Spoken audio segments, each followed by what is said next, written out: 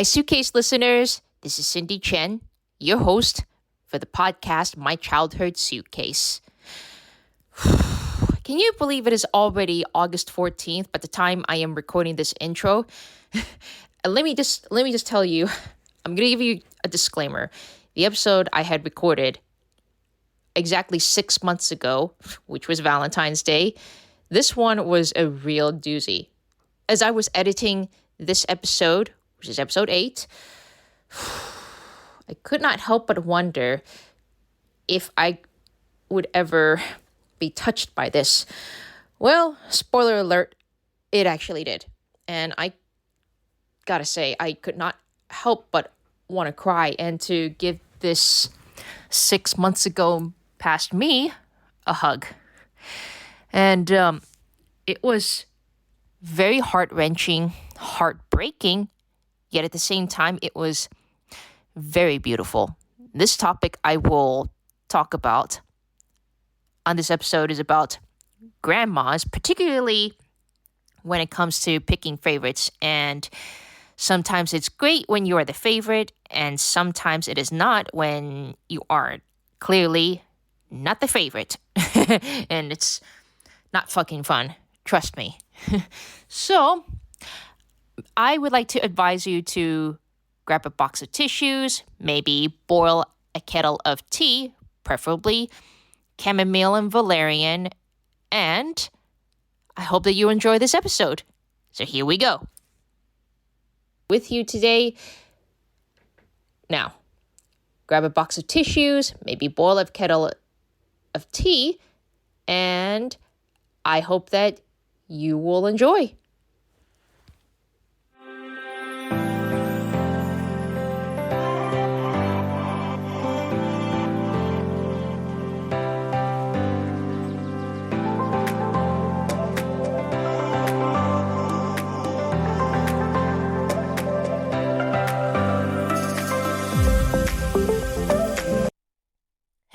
Hello. Good morning, good afternoon, or good evening, depending on the time you are listening to this episode. And welcome back to my podcast, My Childhood Suitcase. I'm your host, Cindy Chen. If you have noticed me sounding a bit funny, it's because I had come down with whatever is floating in the air. May have been seasonal allergies or the change in weather, but whenever there's a change in weather, say, for example, it has been a bit warmer and a bit balmy here in Seattle, somehow my body does not react very well. Especially in the wintertime. I think it's because when you're inside the house, about 18 hours, actually almost all day inside the house, the air is more, I should say, filtered or maybe recirculated throughout the vents or something than when you go outdoors and you get a lot of fresh air. And it can be a bit depressing at times if you're an active person who is not used to being indoors. In fact, Wednesday morning, I did my upper body workout as soon as I woke up, but I think I may have strained my neck when I was looking at the TV so I can follow the moves. I started hurting throughout the day, not to mention the sinus headache that came on, and I I just could not concentrate, and I started feeling a bit stuffed up, and my throat started to hurt. I can tell you, it's not very pleasant when you have a sore throat and you can't really sing to the very best, particularly when you have an audition, or actually two, coming up next week. And that's me. Yeah. I'm hoping that I do feel better in time for my audition. So, let's get to it, shall we? We are here to unpack the truth about grandmas. Well, folks, I actually had a breakthrough last week. And let me just say, last week was actually Valentine's Day, February 14th, of all the days that I had a breakthrough. and had a good cry. And I will read you a part of my diary entry from Valentine's Day 2025. Dear Diary, Happy Valentine's Day.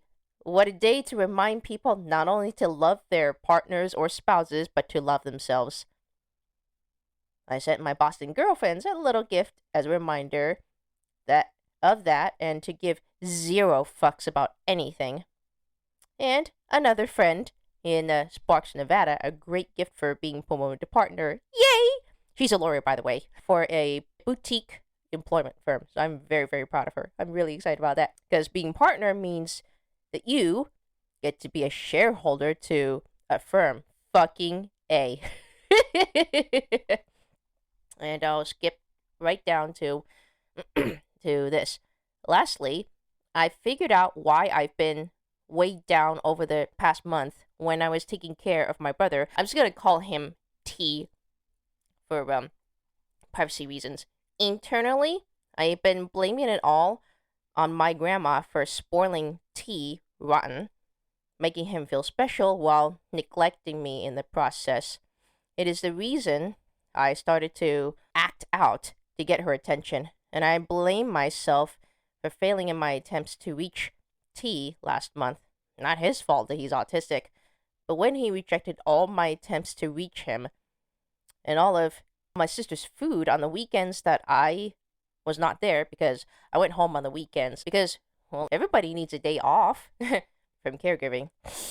I felt that I failed, and that's where all this people pleasing came from. For many years, I spent money and time to please people out of fear of them being angry at me if I don't get them exactly what they wanted, or if I don't comply to their demands, they will have a fit and then abandon me, making my efforts worthless. I suppose that is where that is where the common theme about me as a sensitive person with autism, because I'm a fucking people pleaser. And even though I've been doing a lot of work to heal myself, I am still a people pleaser. But this time, I set boundaries around myself to make sure I take good care of myself so that I can go back to, so I can become the best version that people will ever see. And that is all right with me. I think that is also why it always starts with the family origins.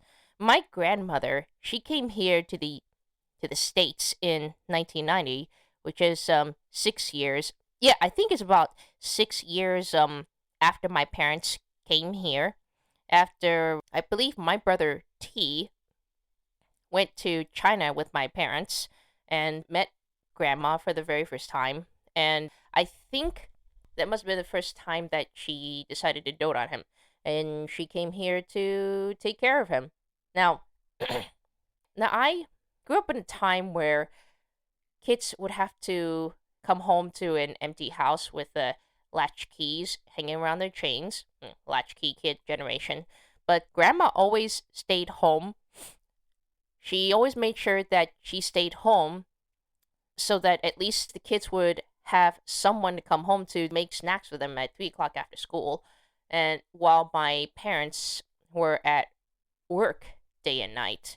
I come from a Chinese culture where a grandson is the biggest prize in the world to a grandfather or a grandmother. But when there's a granddaughter, even if you're the eldest, you're just kind of pushed aside in favor of a boy. Because, my brother is a boy. So, naturally, she would focus all my attention to him. But is it really too much to ask for my grandmother to just tell me once a day how much she loved me? I mean, don't get me wrong. My parents, they work their asses off to provide us 3 kids a better future. And yet they were too tired to be parents to us, so they depended on my grandmother to do all the caring for us. And my older sister would would share in the caregiving. But, I think I had been angry at my brother T because I was jealous. I was jealous of him for over 30 years for all the attention that my grandmother gave him. I did all these bad things to get her attention. In fact, I remember one time when I was around 12 or 3 and I was in middle school. And that was around the time in the 2000s when all the girls would be showing their belly buttons, midriffs, and all. And I bought myself a red low cut shirt. It was a v neck, by the way, long sleeve, very cute. And my grandma noticed, and I remember as clear as day of how mad she was at my choice of fashion to wear to school. I think I kind of cursed her out, and I don't remember the interaction, but I remember her shouting at me in Chinese along the lines of, "Why are you wearing that in school? Change out of that outfit, or at least put on a sweatshirt or something." I think I yelled at her and saying, "I can wear whatever I want. I'm 13," or something or other. Yeah, and well, anyway, back to what happened a month ago, and that I guess I guess the way that my grandma took care of T is that he would is that she would give him whatever he wanted, devote all of her time to him, and just really left me in the dust. And, back to what I said in my diary about making people happy who do not reciprocate my efforts because I'm afraid that they would abandon me and they would be annoyed with me, making my efforts worthless.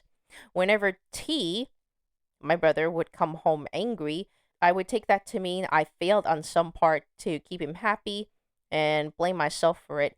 And I would also feel that I have let grandma down. I mean, of course, she's been dead 22 years, but I still feel like I've been doing a lot of people pleasing to her from beyond the grave. I always felt like she was disappointed in me from beyond the grave.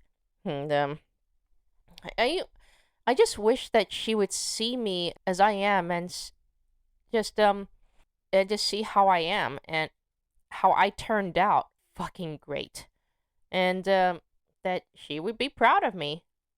But still, it just felt that it wasn't enough. And then in turn, T has made me feel unsafe around him, and that's okay with me. I know that I can only do so much, and T is too far long gone at this point, and I can't save him. I have to accept that about him, and can only love him from a distance. I also need to forgive Grandma for picking favorites. A grandson, as I said, is a prize for any grandparent. But a granddaughter is also a gift of pride when she turns out fucking great in life after years of struggling. It I think the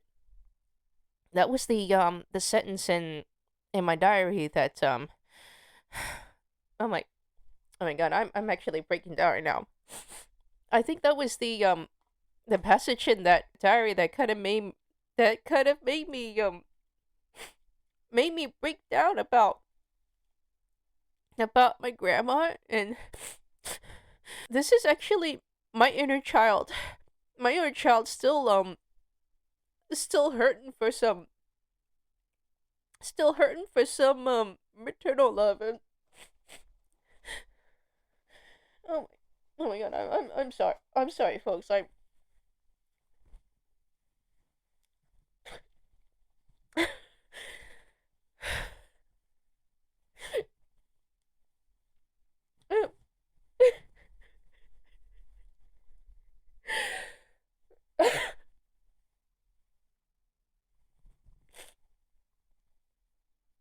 I just I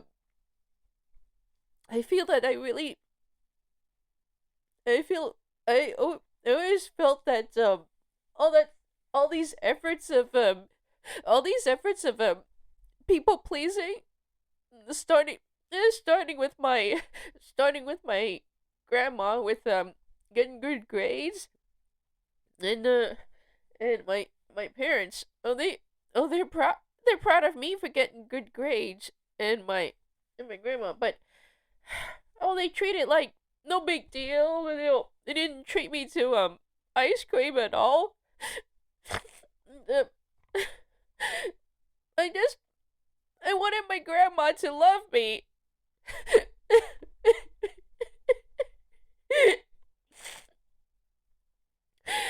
I wanted her to just tell me, how much she loved me, that I've been a good, that I'm how proud she is of me.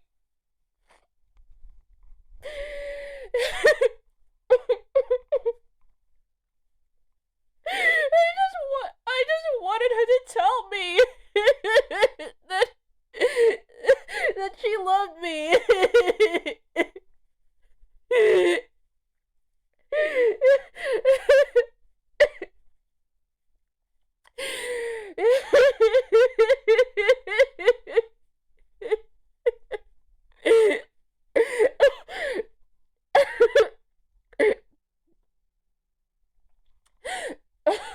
Oh my god. I am so sorry. I'm so sorry, listeners. I'm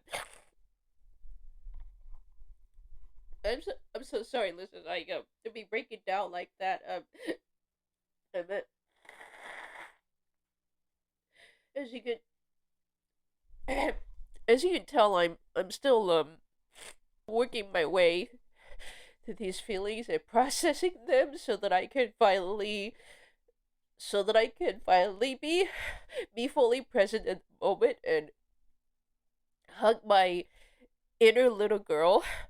I mean, I've healed my inner teenager who was angry at her high school ex boyfriend for breaking her heart, which I'll get into in the next episode, in future episodes.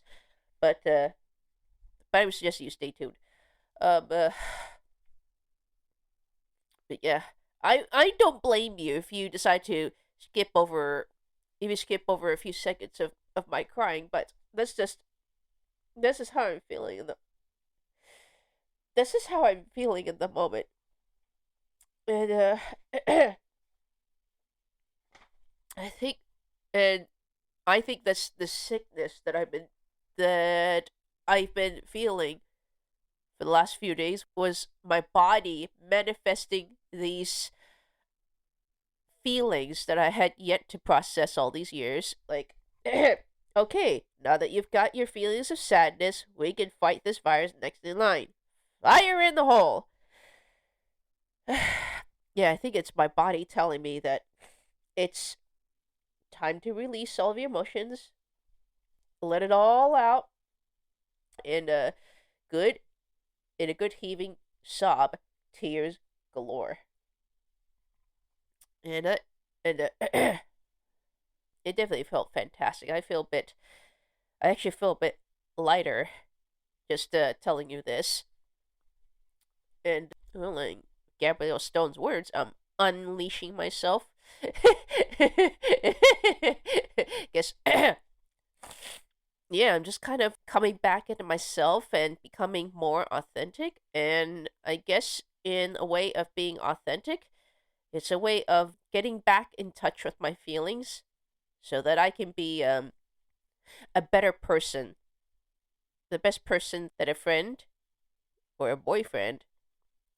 I really hope that you would take this as a message, folks, that whenever you're feeling something, it doesn't matter where, go somewhere safe, sit with your feelings, don't be afraid of them, do not resist, and just let it out. Let it go. Tell yourself it's okay. It's okay. You're feeling your feelings. I love you. Yes, that's what you should tell yourself. I love you. I love you. I love you. Tell yourself that in the mirror every day. Like I'm doing it this right now. I love you. I love you. I love you. I think it's kind of helped that it was on Valentine's Day that I tell myself I love you, so I can make myself worthy again. Because and also, really, really seriously, know your fucking worth. Know your fucking worth so that you'll attract the kind of people you'll want in your life. Not settle. Not even. Not even. Not even those who do not add value. But please, look within yourself. If your grandmother or grandfather are still alive, please give them a hug and say, "I understand," and then "I love you." And as I sign off, I will say, "I hear you and I see you. Love you guys." Mwah.